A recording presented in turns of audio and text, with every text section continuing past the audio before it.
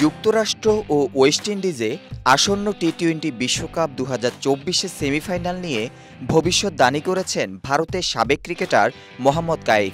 তিনি আশা করেন ওই খেলায় ভারত, নিউজিল্যান্ড, ওয়েস্ট ইন্ডিজ এবং অস্ট্রেলিয়া বা পাকিস্তান সেমিফাইনালে পৌঁছাবে। নিউজিল্যান্ডের বিষয় উল্লেখ করে তিনি বলেন, আইসিসি ইভেন্টগুলোতে নিউজিল্যান্ড ধারাবাহিকভাবে ভালো পারফরমেন্স করার মাধ্যমে দক্ষতার আস্থা তৈরি করেছে।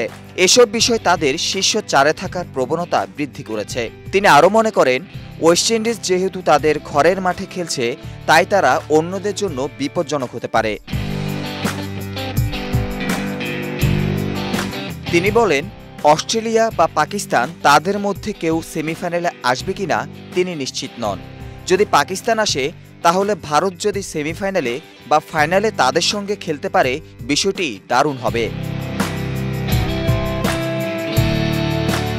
কাইফ ভারতের সম্ভাবনা নিয়ে অনেক আশাবাদী। এর কারণ হিসেবে তিনি বলেন, অস্ট্রেলিয়া 2022 বিশ্বকাপে সেমিফাইনালে পৌঁছে গিয়েছিল ভারত। সেই দলের চেয়ে বর্তমান স্কোয়াড আরও অনেক শক্তিশালী।